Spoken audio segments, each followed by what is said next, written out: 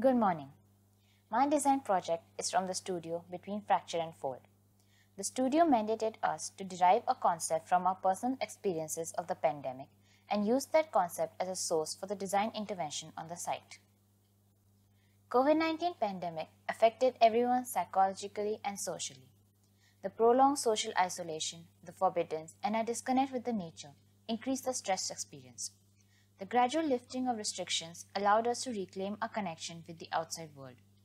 The sequential events of the pandemic and the observation of the gradual transition etched in my memory is expressed through these sketches.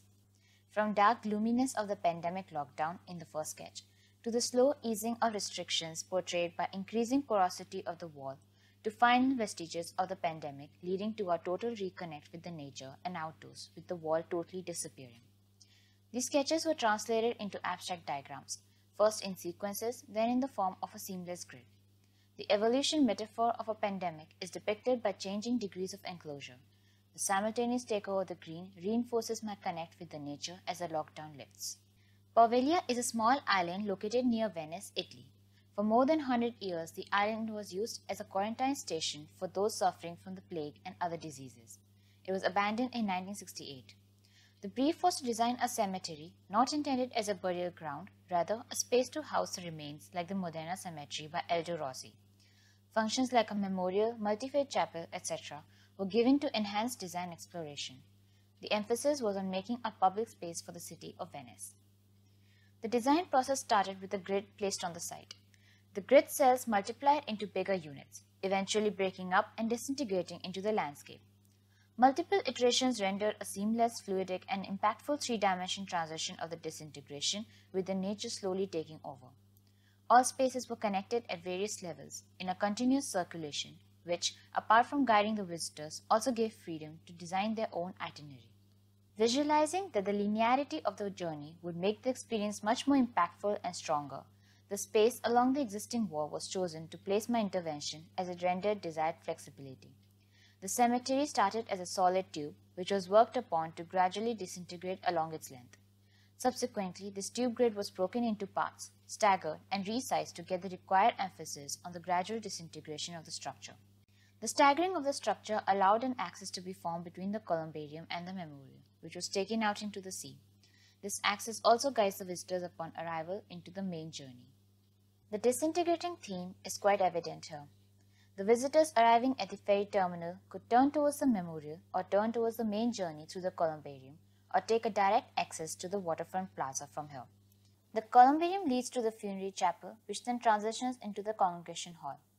Then after visiting the multi-faith chapel, they arrive back at the waterfront plaza. The first floor of the congregation hall leads to the bridge that connects the existing long building, housing the visitors center.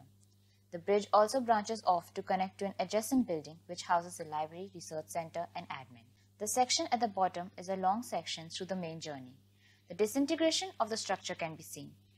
Also evident is the changing heights of the structure till it goes completely underground with the multi-faith chapel. The beginning of the journey, the rigid grid, is a columbarium. All the elements inside the columbarium, the shells to house the urns, the column beam structure, the courtyards, and the openings all follow the disintegrating grid. The plan in the top right shows the placement of the mentioned elements in a completely rigid grid on the left end with no openings. As one moves towards the right, the courtyard starts deforming, losing its rigidity, so does the placement of shells. The openings also gradually become larger and larger, letting in more and more light. The changing sense of enclosure is also followed in the materiality of the space. The columbarium is made of reinforced concrete, a visually heavy material. Here the distinction between the rigid courtyard and the disintegrated courtyard is clearly visible in the top two blow-ups. Bottom right is the landscape feature alongside the columbarium, emphasizing the grid. The columbarium gradually transitions into the funerary chapel. It consists of a metal grid structure with glass envelope in which concrete boxes of prayer halls are suspended. The space acts as an intersection of merging of the two material palette, complete concrete space of the columbarium to glass and metal structure of the congregation hall. The congregation hall is the last space of the continuous structure. It follows the biggest unit of the grid. The metal grid structure gets completely disintegrated by the end, extending out to become landscape elements. The hall is covered with vegetation and is completely engulfed by it towards the end. The central hall is enveloped with glass with open circulation on the periphery on two levels. The constructed openings in columbarium gradually enlarges, transitioning into the funerary chapel. The lowering heights of the spaces are also evident here. The disintegration of the structure is gradual and fluidic between the spaces, from more enclosed to less enclosed space as alongside the green starts taking over. The disintegrating structure extends to form the small landscape, a breathing space before the multi-faith chapel. After the lowering heights of the structure reaches the ground, the space now enters underground. A couple of trees enters the space, playing a much more serene role. The vegetation overtaking the structure earlier is now allowed to run over this chapel, forming an accessible landscape on its roof. The roof structure also follows the disintegrating grid, but is above the ground level. Crossing the multi-faith chapel, the disintegrating structure is now left as an insert in the landscape of the waterfront plaza. This space acts as an open pause point after experiencing the journey. The axis connecting the columbarium to the memorial can also be seen here. This long section shows the circulation bridge connecting the first floor walkway of the congregation hall to the existing building. The bridge runs along the length of the existing long building till the visitors center, located at the end of this building. Along its length, the bridge also connects to the glass elevator shaft that connects the different levels of the bell tower. The arches of the bridge were influenced by the arches on one of the nearby existing buildings. Seen here is the bell tower and the memorial that used the bell tower as a clue to its design. The bell tower is a prominent feature of the island's skyline and has historical significance. The memorial placed on the other end of the axis was designed on the concept of from being to nothing and presence of the absence.